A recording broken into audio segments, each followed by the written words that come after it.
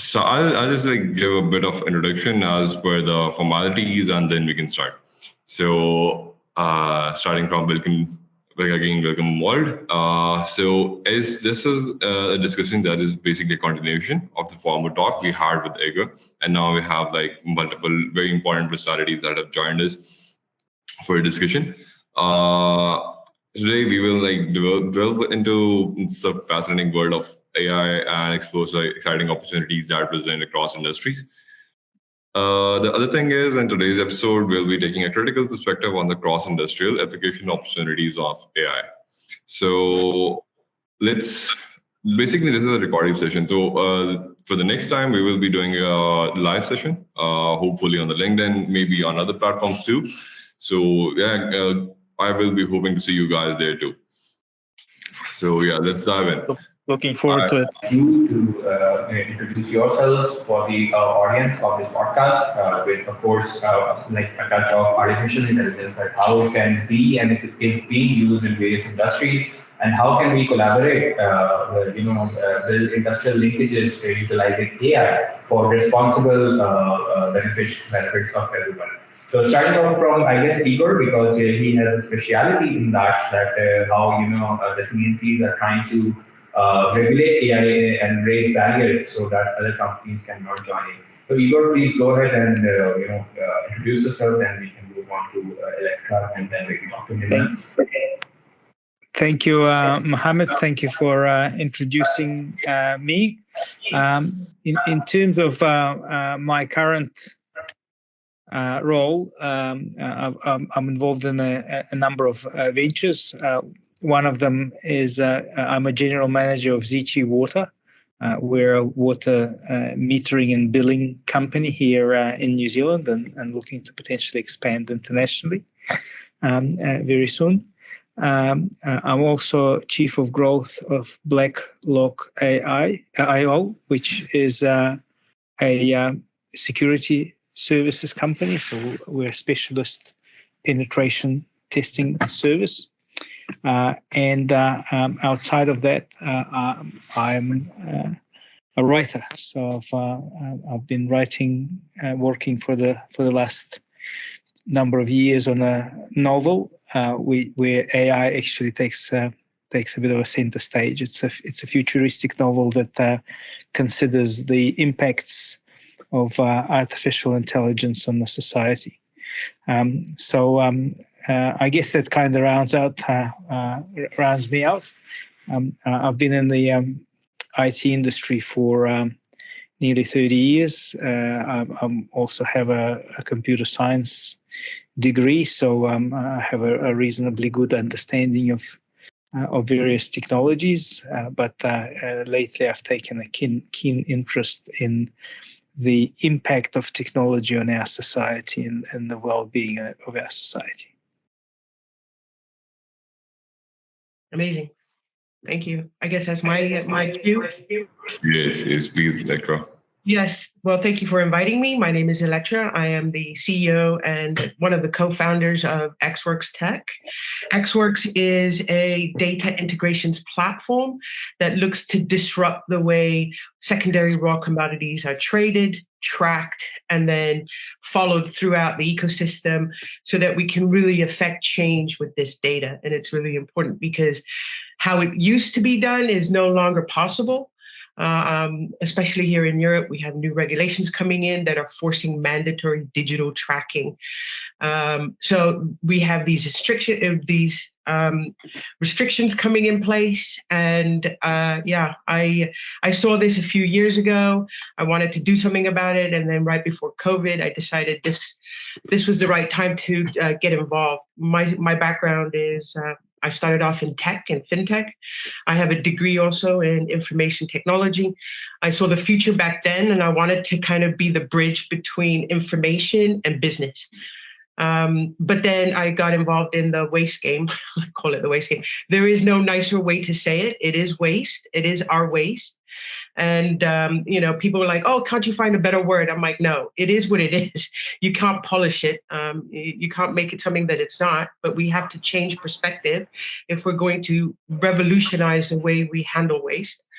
And then for the last 11 years, I've been a waste consultant. I go in and consult businesses on how to better manage their waste. And I've also been a commodity trader. So I've traded thousands of tons of secondary raw commodities. And Xworks is my baby. I want to revolutionize the way waste is seen, approached, handled. And I want to use AI and data to make this change. Thank you. Amazing. That brings us to Amazing. me, I guess. So Yes. my name is Nimer. How to define myself, right? I would say I'm a restless soul. That's the best definition that you can get. I'm a wanderer. I'm a restless soul. I'm a guy who needs to find out everything about everything. So that's who I am. I believe I have a borderline OCD personality for that. I am a doctor by training. I used to be trained as a surgeon, but then I left medicine because I thought that it was too limited. I wanted to learn more about the industry. So I have grown progressively in different roles. I have tried to look at the industry from all aspects, whether it's marketing, business development, product management, design consultancy, you name it. I mean, I have done it, and I've done it. I'm blessed. I've done it all over the world, right? I have lived and worked in Pakistan. I've lived and worked in Saudi and Middle East. I've lived and worked in Denmark for a long time. I have worked in markets around the world, South Africa, US, you name it. Been there. I also have a fellowship in biomedical design from Aarhus University, Denmark. So that's something that I really enjoy doing because it gives me the insight into how technology can work in healthcare. I mean, I know it sounds redundant, right? Technology and healthcare. Everybody should be thinking that, yes, it should be common sense that it works. You'll be surprised at the gaps. You'll be surprised at the siloed thinking that's in the whole sector, right? So my objective is to actually help companies, help individuals achieve their innovation goals, to think beyond what's in the box, to get out there, be bold enough to make the decision to actually do something new, which is completely new, which can actually help people. Full stop. That's who I am in a nutshell. So I just thought it was beautiful, Nima. I think we're all share the interest of helping people and helping our planet. I think this is a theme in this group here. I love it. Yeah. That's Yes. amazing, isn't it? Yeah. Yes, I yes. believe. Electra was saying that, people ask her to use other words, apart from what it actually is. So, but she does not. So, I must say that that is something, that is very close to my heart as well. Because when once you go down that lane, you start, it's a slippery slope where you go where it ends with alternative facts. Yeah. So, no one wants to go down that route. No, but it is what it is. It is a waste product, but waste products have value, and they're always make it prettier, but it's not. It's not pretty. When you go to a landfill site, it's not pretty. When you go to a waste management site, it's not pretty. It smells. When you show the pictures, you don't flower it up because if you do, when it gets to the other end, you're going to have a whole host of other problems. And so, why call it something else? It is what it is. Yes, Electra, I do want to add something here because, as I said, I have been working in the export industry. So basically, I was dealing with the metal scraps business. So basically, whatever you scrap your metals in USA or UK based on the electric motors or compressors or some certain things. So we import them to Asia and we recycle them. We break them down to certain pieces and we take out the silver, the gold, the iron, the aluminium, etc. So basically I can relate to that, and that is actually a waste, but you have to do something about it. And it's not like you can just keep it there and you can just throw it away or somewhere. It won't go away, it will be there. You have to do something, or you have to recycle it, or you have to do any kind of planning to make it like recyclable or reusable to some extent. Yeah, exactly. I was involved in a project a few years ago with a gentleman by the name of Iraman. He had a dream of 3D printing an electric vehicle from recycled plastics. So he was pulling together a funding and expertise of people to create that 3D printed vehicle that would be an electric vehicle made from recycled plastics to address the global plastic pollution problem. He's raised a lot of awareness of the problem, certainly in my mind. Yeah. But Nimer, you were saying that in healthcare, that there's holes and they're not really using technology, and that's crazy because healthcare, like waste management, is worth trillions, and you would have thought that technology would have been at the forefront, but yet I don't know about your side, but on my side, it lacks professionalism, outdated systems, and you're like, what is going on? And yet it's worth $2.4 trillion. How is this possible? That's the interesting part. You see, the thing is that you have the guys who are actually involved in the technology part, right? These are the big companies. You have huge companies. I won't name any of them because of the legal issues that might follow me. But they're all like big old ships. And to turn around the ship, to actually get something new in, it's practically impossible.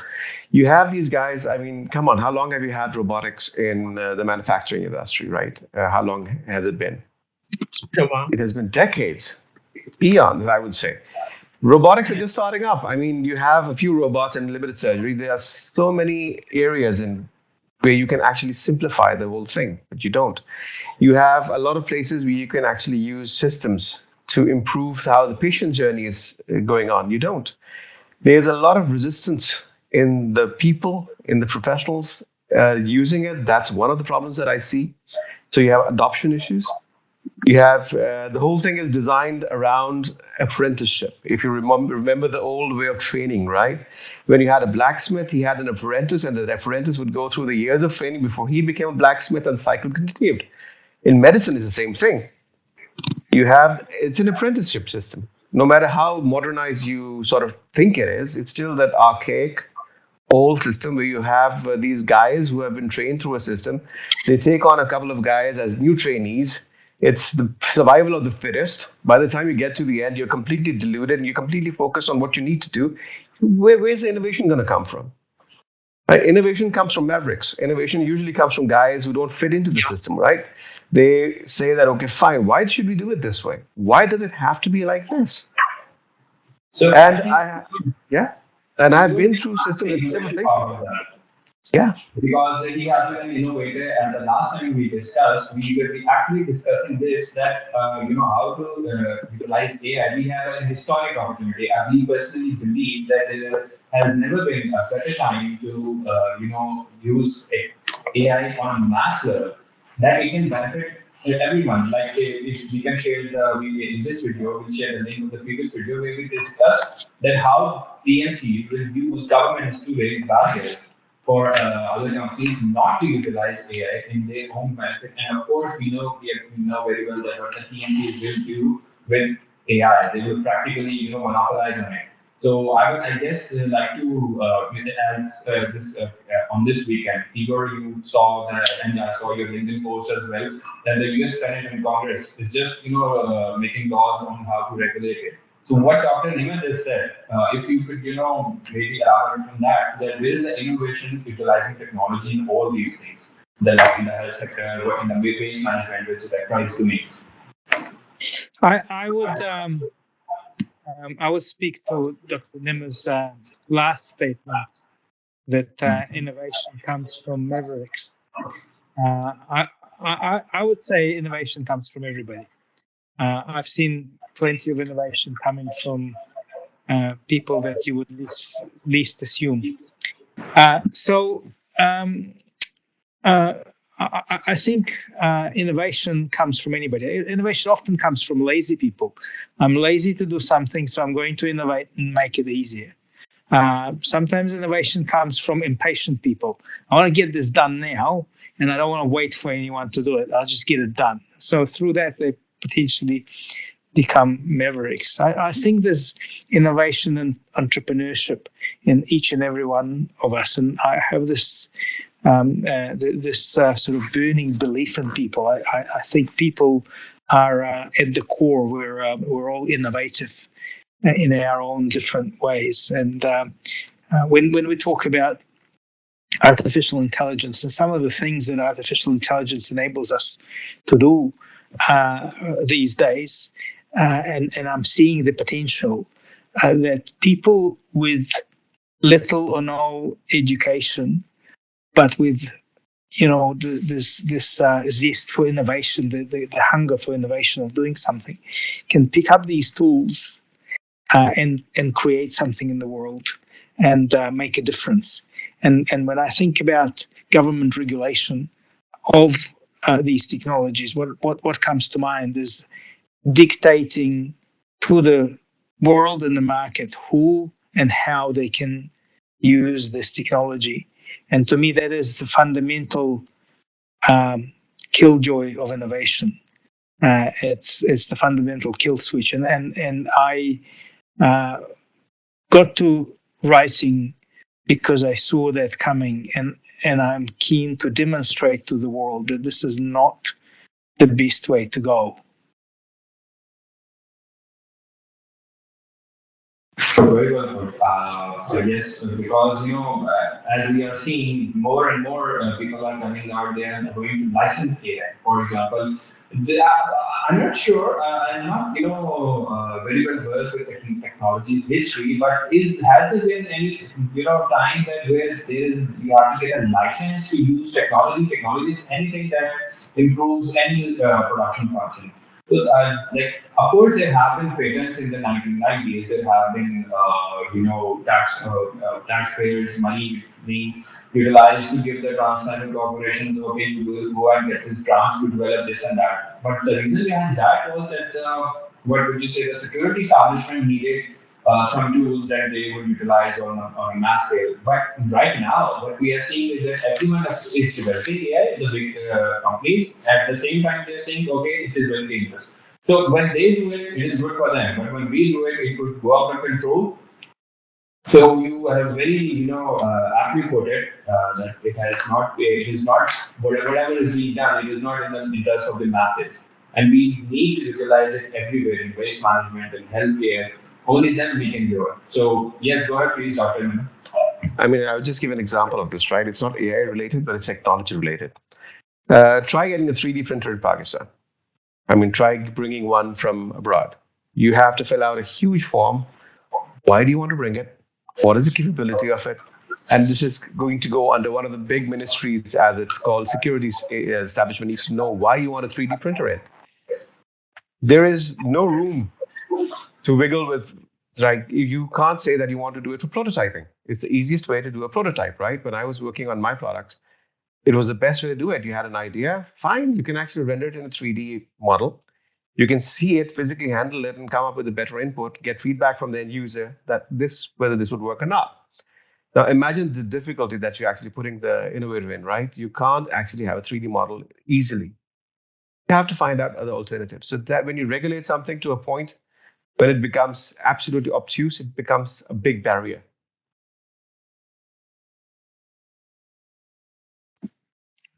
Totally agree. Totally.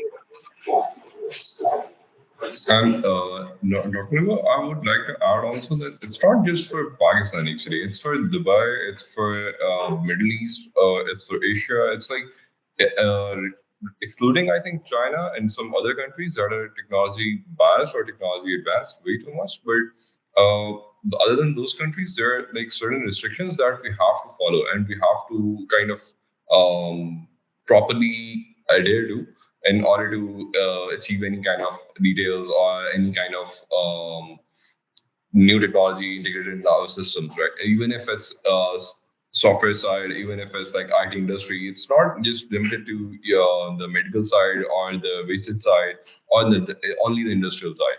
It's for the IT industry too, and manufacturing industry. I'm sorry. Great. The only thing is that, in my opinion, wouldn't it be more sensible to have people who are involved in the industry as part of the regulation rather than being regulated, right? You could have some sort of self-regulation as well that could be more responsible and more responsive. Because a lot of times the policies are made by people who have zero idea. I'm not just talking about Pakistan, I'm talking generally, right? It's the bureaucrats who make the policies, who make the decisions, and the bureaucrats don't have a background in what they're actually making a policy on. So it makes it quite difficult. And There are numerous examples right from World War One onwards, I guess, that everybody has to have regulation. But regulating what and why? That's the question mark. I Yes, think sir. one of the best examples of technology renaissance is the 1970s and 1980s USA, where technology has been completely unregulated, and it grew, and we've got the platform that we've got right now with the internet, with social media. It's all thanks to that. And then they started putting barriers and starting from patents, because I think patents is one of the, especially in the information technology, is one of the greatest barriers to innovation. And I've been long advocating for abolishing patents in the IT in New Zealand. We've actually had a law passed a few years ago which removed the patents from software, which I welcomed at the time.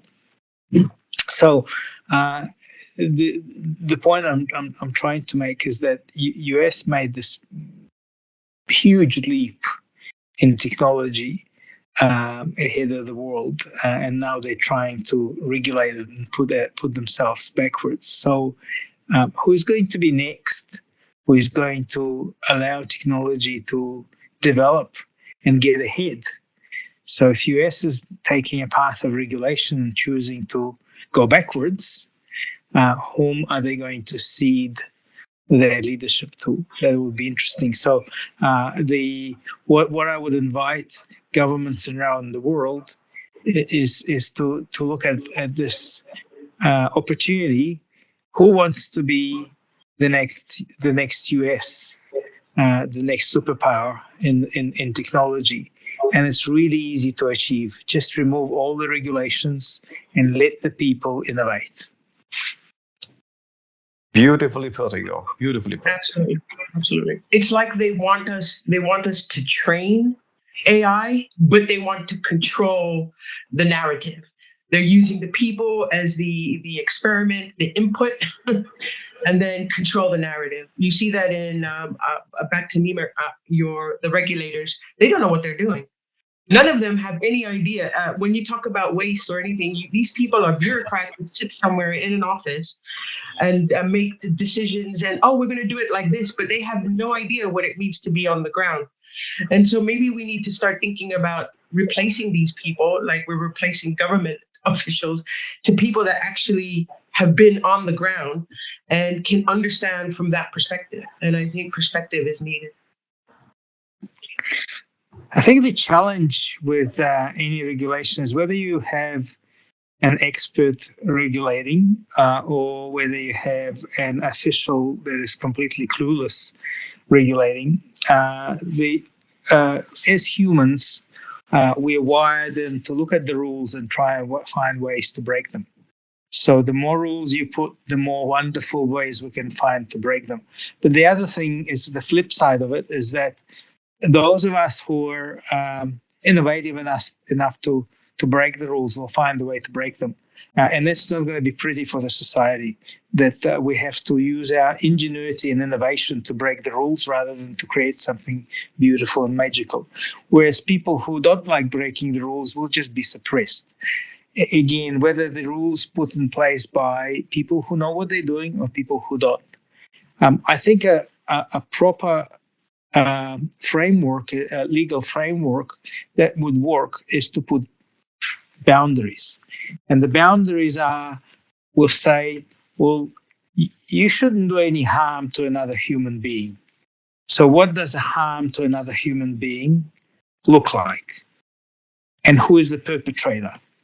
And as long as you can hold the perpetrator to account, then that's all that matters. Licensing a use of technology is not going to do that. It's not going to hold the perpetrator to account, because if somebody wants to commit a crime, they'll find a tool to commit a crime with, right? So you need to hold people to account for their action. So, to my way of thinking, is that if anybody is concerned about any technology, just make sure that if somebody gets hurt, somebody else gets to answer for that. And that's about as much regulation as we need. But is it regulation, or is it a simple common sense natural law where if you hurt someone, you need to answer for that and you need to put it back in place? Otherwise, let's just innovate and make things helpful and make the world a better place. Certainly. I think this basically is completely based on the ethical considerations using AI in cross-industrial and applications. So that was my actually next question. So that was it kind of got covered in licensing and all. But as for now, I think using like AI to the level we have integrated in our systems right now, like the bias and fairness of the AI, and then the privacy and the security. After that, there's transparency and explainability.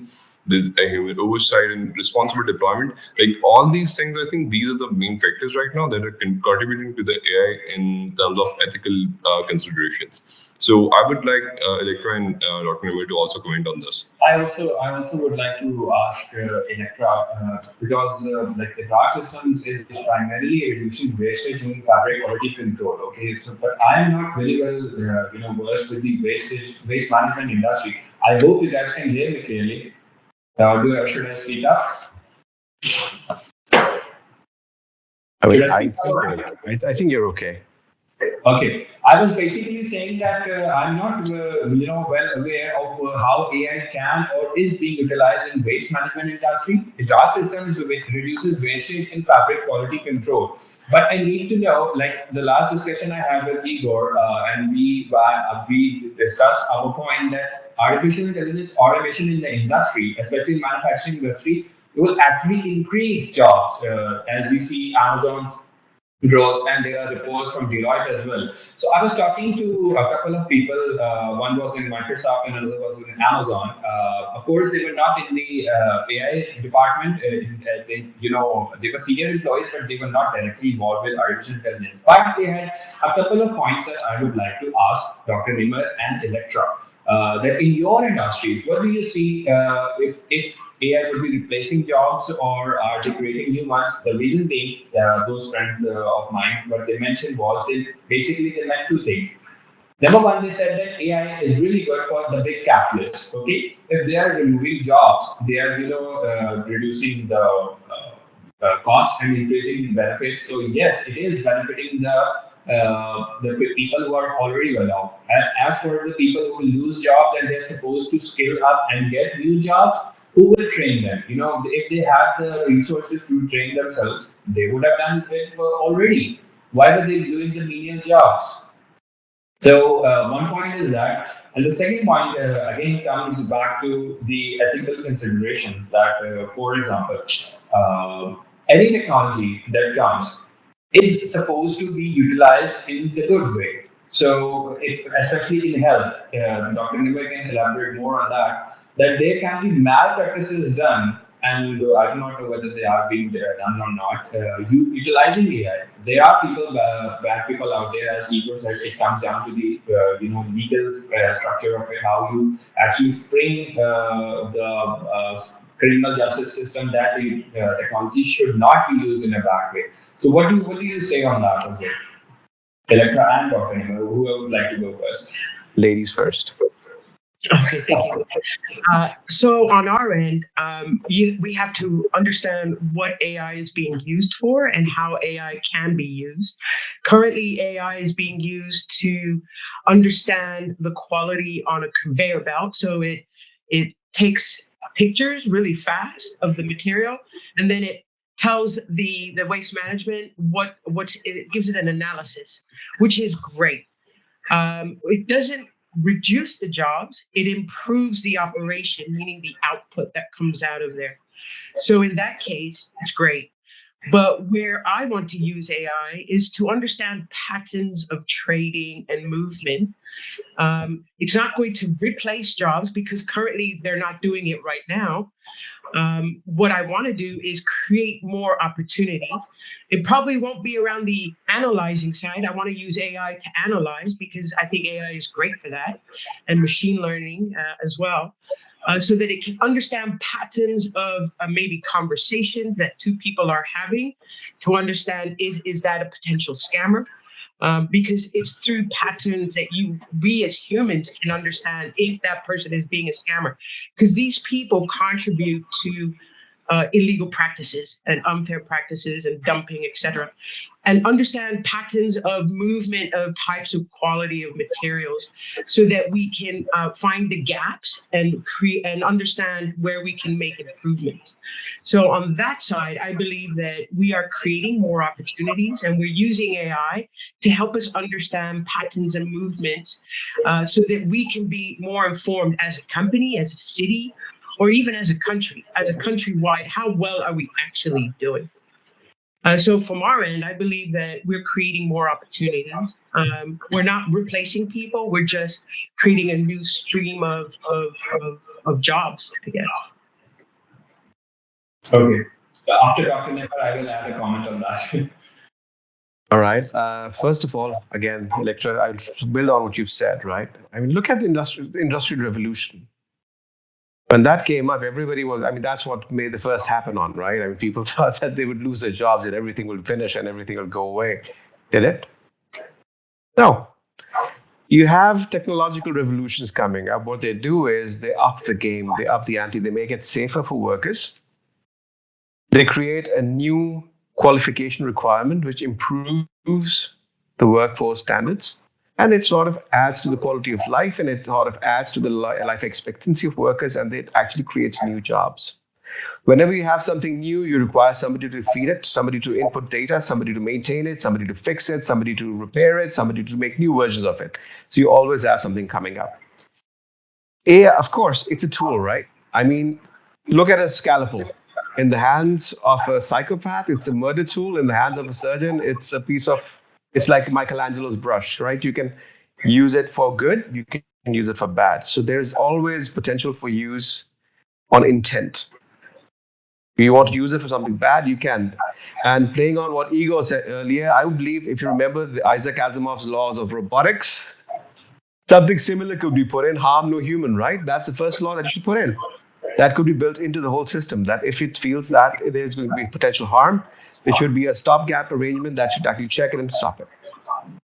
As far as AI goes in terms of the use, I mean, come on, imagine drug discovery, right? For example, $1 billion game, 10 years.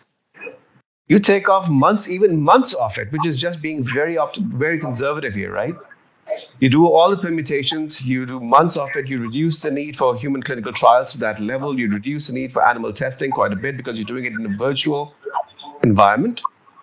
You can reduce the amount of money that's used to do that. You can bring down the costs. You can reduce the time to market. Again, medical devices, you can have the entire risk matrix plotted by AI, solve the whole problem before it happens. Again, brilliant. You can do data evaluation, data analysis. You can do predictive models to see where the complications would arise, what patient would suffer, what would not be a good choice for treatment. It's already being used in oncology, right? With great effect. So, I mean, there is a lot of scope. Of course, if I'm doing something like if I'm the guy who's looking at 50 scans and I'm making a living out of it, and AI comes in and says, we can do that in 5 minutes, and I would say, oh my God, I'm losing my job. Think about it this way: you have to be better. It'll improve your capabilities. You will always have to have an oversight onto that, right? I mean, you cannot blindly trust AI to give you the exact results. You might want to have an oversight on that just to make sure that could be the new job that you fill in. It is helping you be better at what you do. So let's think about it that way as well. Exactly. Igor, I see a smile on your face. I would love to hear your thoughts. I would like to ask a question as well. Please, I need to say this now so that you guys answer it in that perspective. People like Nimer Katu, they are like, AI will be used eventually to make humans immortal because, Dr. Nimer can elaborate on that. All of your organs can be, replaced with AI bots and everything. So, like what Dr. Nimer just said, it's like, 5, 10 years, 15 years down the lane. What about 50 years down the lane? Where are we heading with not only AI, with AGI? And intelligence augmentation as well being utilized in especially in becoming a cyborg. Doc, please you go ahead and both of you just talk about something with that. Hamza, sorry, Igor, what you're talking about is the alchemist stone, right? The ultimate thing that you actually have immortality coming up. Trust me, it's not going to happen that easy. It's not going to be there. You'll always have some breakdown, right? So yeah. Hoping you'll tell us something else. No matter what Elon Musk says, that I don't think it'll work that way. The human body is far too complex, right? So what happened? Yeah, Igor, over to you. Yeah. I loved your Isaac Asimov's quote, but I'm gonna have to spoil it a little bit. The thing is about Isaac Asimov is he made those rules about harm no human, and then he spent the whole book explaining why they don't work.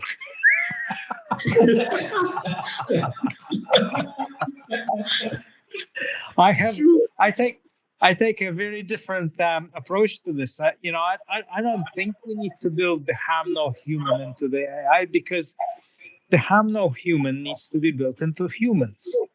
The only thing that we need to build into the AI is the liability that a human has to have for driving it, right? Because when you say to a machine, can you say to a hammer, harm no human? Can we pass a law that a hammer that we usually use to hammer nails in needs to be programmed to harm no humans? Can a pistol be programmed to harm no humans? It's a tool. So as any tool, they can be used for good. They can be used to harm other people. And so what we need to do is we need to stop people harming other people, not stop creating new and innovative tools that help us in other ways. The other thing I wanted to say is that, look, I love listening to both Electra and Nimer saying that what we're doing doesn't replace any jobs because people don't actually do this right now. So it's not about saving people's time. It's about creating a whole new opportunity, a whole new environment that no one does at the moment. I was going to jump in, Electra, and say I was hoping that you were going to say that in waste management we're struggling to find people to actually take the waste away. So can we bring some AIs to actually clean up the planet, because we've got such a big problem with plastics floating in the ocean, and no humans willing to go there and clean it up. It's terrible. But what I wanted to say is that I'm not actually afraid of AI taking a work of a human. So if I can employ an AI to do some, for example, a graphics design for my book, instead of employing a graphics designer, well, what it does is it frees up the graphics designers to do things that they would be doing otherwise. Somebody told me when I had a conversation about graphics designers, they said, well, graphics designers are already underpaid.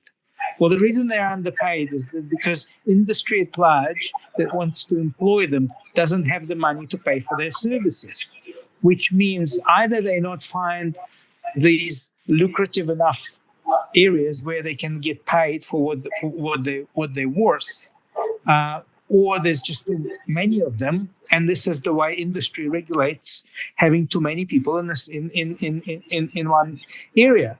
So if graphics designers are underpaid, why don't the graphics designer take the AI tools, create 3 times or 10 times as much value with the AI tool, and actually get paid what they're worth, right? So now you have less graphics designers and more graphics design services available to everybody, and actual graphics designers that are there get paid what they're worth. Well, what's going to happen with everybody else in the graphics design industry? Are they going to get Unemployed? Absolutely not, because what people are going to do is people are going to say, well, actually now graphics design services are affordable. I can get them for half the price that I got them yesterday. So now, instead of going without, I will pay for it.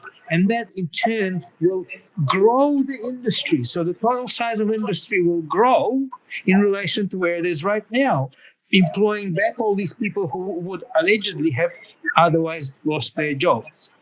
So I don't accept this whole notion that AI will be taking the jobs. The automation, it has been shown time and time again over history that any kind of automation that simplifies the mundane jobs or makes jobs faster to do doesn't actually create less employment, actually ultimately creates more employment.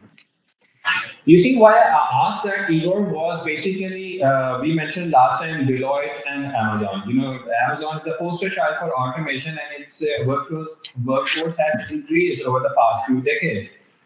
But Exactly. has it increased as much as the company has grown? For example, if the revenue has grown up 1,000 times, the workforce might have increased maybe to 50 times, 350 times. And secondly, Deloitte, I was talking to someone as I told, they said, are Deloitte not the same people who, did not see the 2008 financial crisis coming up? The KPMGs, the Deloittes, all the other audit agencies, are these not the same people who did not see the Wirecard scandal? So They those do are those are not those are want to two. trust Deloitte. They do not want to trust Yeah. KPMG at the end. Those are two very good questions. So let me address them one by one. So let's start with the correlation between Amazon employees and Amazon revenue. Doesn't matter because revenue is a representation of a very arbitrary value. We've got inflation. If we can produce more value with less people, then if the consumption was finite, then that revenue wouldn't have grown, right? Then the people wouldn't have grown. The whole graph of employment across all industries, across all sectors, show that employment has grown. The only time people lose their jobs is when there is economic turbulence that is imposed by political environment or some sort of other environments like COVID, for example, right? So who cares that the revenue has grown? Well, at the same time, money lost value. At the same time, there are shifts within the different economic industries. So revenue may have gone from one industry to another because of all sorts of different. So that correlation means nothing. To me, I think when we talk about people losing jobs, you need to look at the holistic employment situation. And as employment gone up, it's gone up. So that's first. And the second of all, let's talk about Deloitte. I was saying that okay, even if you look at it in a wholesome view, the population has gone up as well. So I do agree that employment due to technology has grown, but maybe Sure. the overall employment has not grown as much as the workforce, the labor force has grown. Would you agree on that?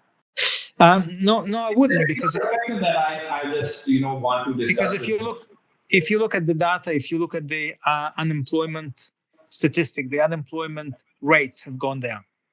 Overall unemployment rates have gone down. And when you state that the population grown and therefore employment grown, that's a great illustration of the fact that is a sort of a fundamental part of my thesis that says, as humans, we produce value and we trade value. And so therefore, the more humans there are, the more value, the more demand there is. And therefore, the more jobs there are. If automation was so bad and it was taking jobs, then the correlation wouldn't be there. I've now automated all the jobs, so there's more humans. I can still deliver what they want. So therefore, I wouldn't need any more people to deliver that value. But that is not the case, right? The case is more human gets born and come into this planet, more jobs get created. That means that as humans, we drive that value creation, we drive that job creation. It doesn't matter how automated it is.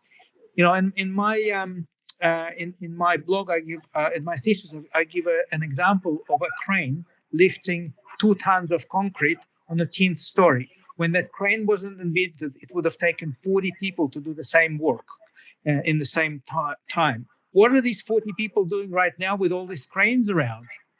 In early 1900s, before they invented traffic lights, there was a prediction that by 1930, half of the population of the world will have to be coordinating traffic on the intersections. They invented traffic lights, and we don't see widespread unemployment and widespread disaster because of that. So the point is that automation enables us in other ways. It enables other jobs. It enables other things for us to do and other value for us to deliver. And usually what it does is it gives us the opportunity to do more of what we love, create it as a value, and get paid for it. Yes, again, let me add something here. I was actually researching some things before we started our discussion and all, and I got three different studies. Example, in 2019, there was a report by McKinsey Global Institute that was that found out basically 800 billion jobs could be lost due to automation by 2030. So, but after that, they also said, however, the report also found that up to 950 million new jobs could be created in the same period. So that's one thing. Then a 2020 study came out from the World Economic Forum, and that basically shared 50% of the jobs right now in the world will be at risk because of the automation by 2025. But at the same time, there will be almost 25 million new jobs that are being created. So in 2021, there was a Brookings institution. Yeah, so that was one thing. So based on these things, there are right now we are discussing, or the main maybe comments we are sharing are based on the jobs we have in hand right now, and we cannot actually figure out the exact massive scale that might we see in the future based on the jobs that will be created. So when we get to that future, we can think about what we can adopt to. But right now, another thing I want to add is most of the people right now, those they do not want to get educated on the new technologies, and they don't want to integrate those systems into their own lifestyles as per the routine. They have a certain routine, they have a certain lifestyle, and they don't want to change that based on the AI or the new technology and all. I think we are very privileged for that, as we are always strive to go for the best technology and the innovation and the automation, etc.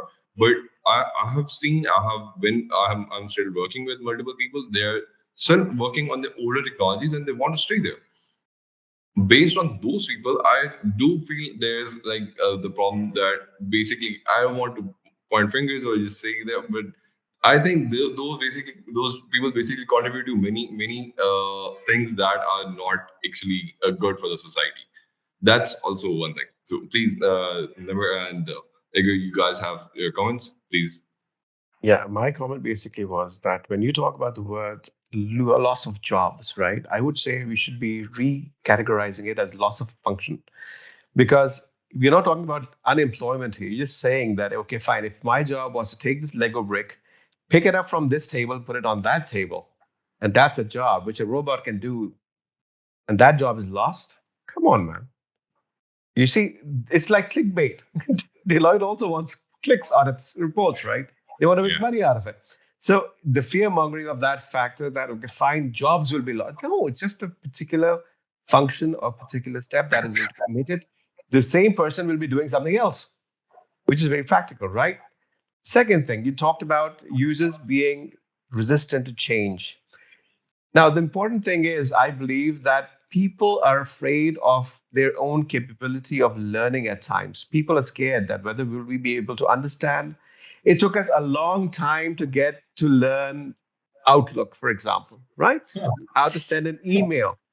You tell somebody, oh, now you have to use the Google Suite. Yeah. People panic. People You're right. panic. Straightforward. I've lived in EU, and when I try to get people in Denmark to use WhatsApp, holy crap! It was like I had touched the holy grail or something. Nobody wants to use WhatsApp. They're comfortable using a messenger. They use SMS. China, well, there is a reason for that. That's a completely separate reason, right? You know why China uses WeChat, That's a nothing different else. topic to discuss, actually. That's the only platform that's allowed. Let's put it this way. Yeah. The thing is, I mean, there are so many issues here that people are afraid that whether they can. I mean, in the healthcare industry, let me give you a simple example. Whenever you put in an EMR or a system that the doctor has to fill out, you should see the resistance that comes up. They never think of it as a tool to help themselves to actually maintain a record, to be accountable, to prevent issues from happening. They always look at it as an administrative hurdle that they have to pass, right? It's about changing the mindset. It's about making it user friendly. It's about the user experience. And I'm a very strong believer in the art of storytelling. And I believe it works in all segments. And that's what's missing for adoption here. You don't tell them why it's used, you just tell them you have to do it. Right? Igor, over to you. I Sorry. will I saw Electra's hand going up. I'll let her go first, and then I'll because I don't want I don't want to hog all of the air. Oh, okay. Thank you. So a couple of things. I don't know if you guys read the book Surrounded by Idiots. It's a great book, and basically this guy, he's a psychologist, and he studied people over a period of a long time, and he basically categorized people into colors. So you have green, you've got the blues, you've got the yellows, and you've got the reds. Most of the world is most of the world are green, and greens tend to be followers. And so, coming to your point, Nimer, is that you're right. People just follow, and they get scared if something new gets interjected out of their normal routine. And there's not a lot of reds. Reds are leaders. The yellows are the actors, the people that like being on center stage. And the blues are very methodical. They're the guys, I can imagine an engineer could be like that, very detail orientated. And you can cross colors, but the majority of people are greens. And when we think like that, a great book to read, you start realizing how many people just follow the narrative and are just scared by their own shadows when something new comes in. And it's a pity because I just started using Chat GPT, and I cannot think of a day now that I cannot use it, that I will not use it. It's actually helping me do my work faster. And that goes to your point, Igor. It makes everything move faster. I'm much more productive, but I don't rely on it. I'm not relying on it to be accurate. I'm very specific about what I use it for. But if we could just change perception, and like I'm trying to do with waste, then I believe that people will start to they need to start being more encouraged to change the way things are done. But I did have one more point to make. Not point really. It was about a story about a robot, an AI robot, who had a menial task: pick up something, drop it off, pick it up, drop it off, and that was its thing. It was in the news. I have to find the article, but basically, it realized that was all it was supposed to do, and it decommissioned itself. So even a robot can actually go, no, wait a minute, this cannot be my existence. And so I think that where we're going is that we're trying to get AI to be conscious and smart, and we have to be very careful about this. And we're going to existential discussions, but I think that there's a fine line, and that humans need to like kind of balance it. And unfortunately, there's a lot of bad people out there that have bad intentions, and until we solve that, then we're always going to have this sort of balancing of technology and consciousness and people. Yeah. So I just wanted to go a little bit back and address a couple of comments from Masim and Mohammed. So one of them is actually the World Economic Forum report. I actually read that report in quite detail. And one thing that report doesn't say, contrary to many people posting about them, is that report doesn't say that AI or any automation will replace any of the jobs. What the report does say is the method of how they collected this data is they interviewed so many companies around the world, and they've asked them, how many people they're going to lay off and how many people they're going to hire. There was no any causality of automation or anything like that. And they ended up with a collective number of layoffs being higher than the collective number of hires. And you don't have to be genius or an Einstein to actually see that our current economic environment around the world. Pretty much everywhere we've got runaway inflation. We've got the war in Europe. We've got looming global recession, which everybody's predicting. And this layoffs started before ChatGPT came out, because when ChatGPT came out, AI became sexy, and blaming everything on AI became sexy as well. So now AI is to blame. But the layoffs actually started half a year or a year before ChatGPT came out. It's a direct result of the economic turbulence we're in due to COVID, which we've got to pay for that somehow. We've shut down the economy, most economies of the world, for 1 to 2 years. Somehow we've got to pay for it, and that's how we're paying for it. So if you look at the World Economic Forum report, all that you can derive from that is that some people are going to be laid off, some people are going to be hired. If you actually read some of the conclusions they come to, they stated very clearly that technology is going to have a net positive effect in growing jobs. So somehow they arrived at the fact that automation will actually help us recover. So people would have lost the jobs anyway because we're in an economic turbulence, but the technology will help us recover. So that was me addressing that part. And I thought I'd address the other part, Mohammed, you said about Deloitte study, and I loved your point saying, aren't those the same people who have missed the GFC? That's a fantastic point. Well, I'll reply to that point for a second. Maybe they are, but in that study, they didn't predict the future. They were studying the past. And to their credit, they're still a big consulting firm to whom people paying a lot of money to go and study things. So I would give them a benefit of the doubt that if they can't predict the future, at least they can tell us factually correct what they studied from the past. Right? Plus, I believe that study was peer reviewed.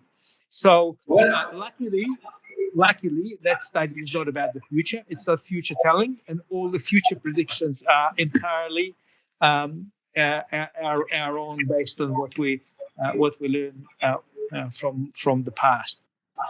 And last point I wanted to make, Electra, is on the existential threat.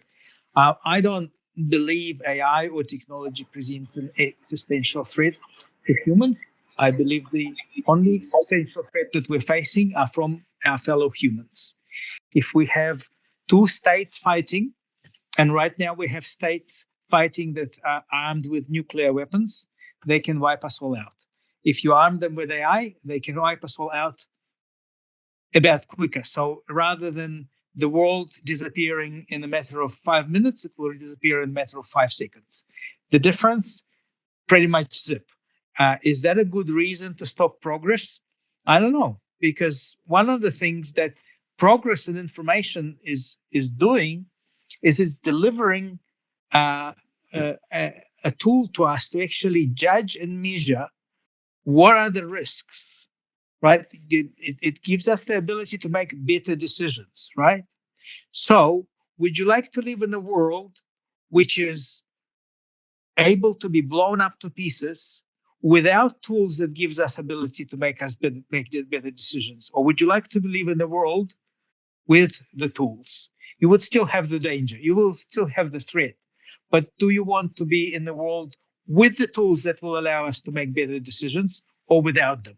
I'd leave you with that thought. Okay, just everyone has a schedule and Electra needs to leave as well. Just a couple of points. I would like to respond to the existential threat that Electra mentioned, and you just said that as well. Okay, what actually the past experience tells us that every technology has the capacity to be used in a destructive way. And as Vladimir Putin has said already, that whoever will master AI will master the world. Okay. So George Bernard Shaw said that I do not know that with which weapons World War III will be fought, but World War IV will be fought with sticks and stones. So I think it's an indication to where we are heading in. But that is unfortunate that it is bound to happen. Come what may, as you said, that what sort of world would you like to live in?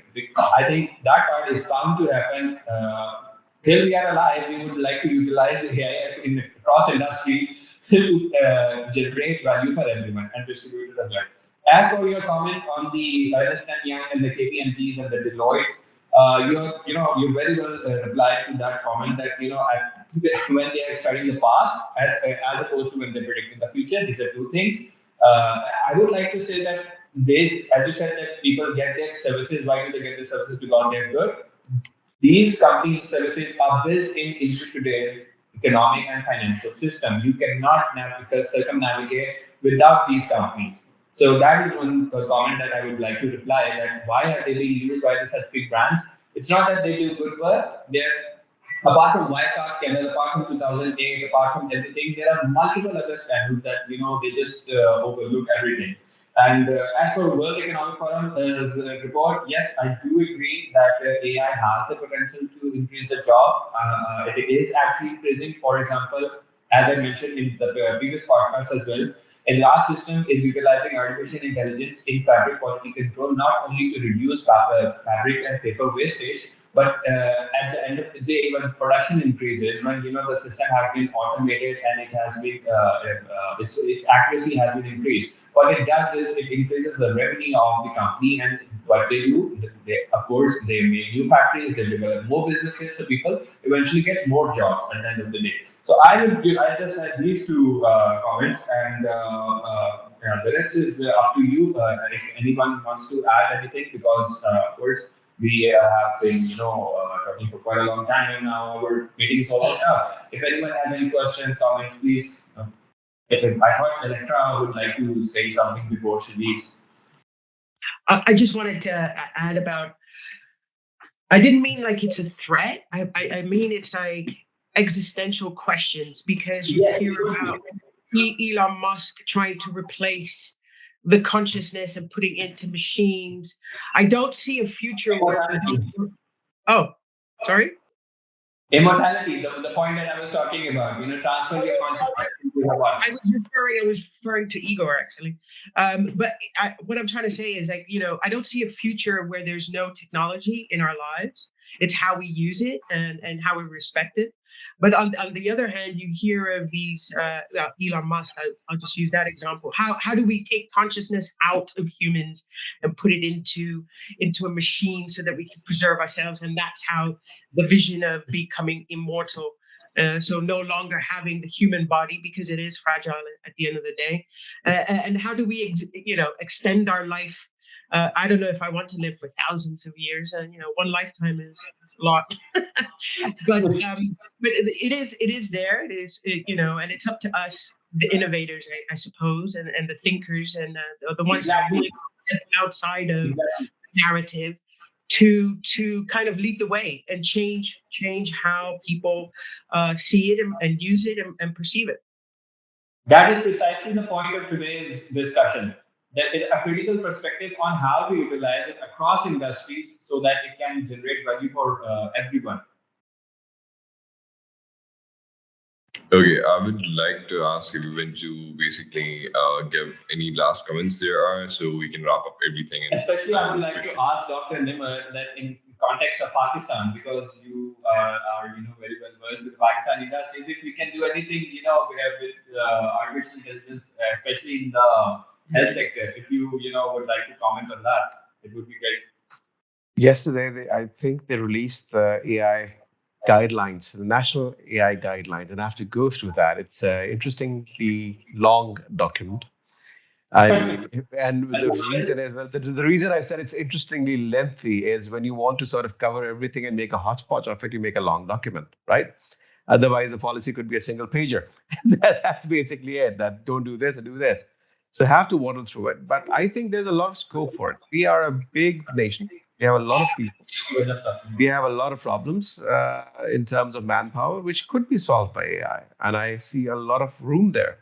Right now, our entire ecosystem is based on either starting a telehealth app, booking appointments, or having an online pharmacy, full stop. These are three main areas where the entire spectrum of Pakistani digital health is focused on. Or we are trying to reinvent teleradiology again, right? That was something that was there 20 years ago. Somebody's come up with the idea, oh, we can do that. Brilliant. Fine. I'm not being skeptic, but I'm being realistic, right? So that's the point. We need to really rethink what AI can do for us. There's a lot of room for it. And we need to actually sit down seriously and work on solving a problem rather than just setting up a company, right? That's the point here. All right. Got it. Got it. Fantastic. Yeah. Thank you so much. Dr. Nimer, uh, I have pondered on how AI can help us in healthcare in my book, in my novel. So I'm really hoping you will get to read it and give me some feedback on that. Love to. As well as Electra, there's also something in it for you there because I have quite a large consideration about the impact on the environment and a solution to a cleaner planet and much cleaner environment. So I would love to get your views on that as well. So it's. Otherwise, I really enjoyed this conversation. And Likewise.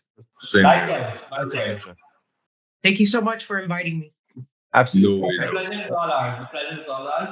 Let's do it this way. It was a very wonderful session. And Watson, if you would Yes. like to just close the video. Yeah, I was about to say that right now the only thing that I just loved how Iger shared his own like paperwork and all. So I would like Dr. Nimmer and Electra, if there is anything that Iger and us as Edraak Systems can help you with in any way, do let us know. And if there is any kind of technological advances and any kind of like help you need regarding the development part, we are here for you. And please, this is again, I will just take this opportunity to invite you again for the next session if you guys will be interested. I hope you guys enjoyed today and we can continue the session another maybe session and maybe two sessions as per like as you like. So hopefully we get to see you soon. And thank you so much for your guys' comments. We loved it, especially I. This was a very great learning session for me. I can say for the same is the same for Hamza too. So we get hopefully I get to be part of it and I get to host you guys again. Uh, Hopefully one day we guys can actually meet. That's also on my schedule after this discussion. So yeah, thank you so much, guys. From my side, Hamza, if you have any comment, please do. Yes, I do. Electra, have a nice day ahead. Igor, have a nice evening ahead. Thank you. Dr. Nimmer, you also I'm in the same time zone. Perfect. Thank you. And lovely meeting Thank- everybody. Thank you. Likewise. Have fun, Thank you guys. so much, guys. Thank you so much, Bye-bye. guys. Bye bye. Take care. Bye.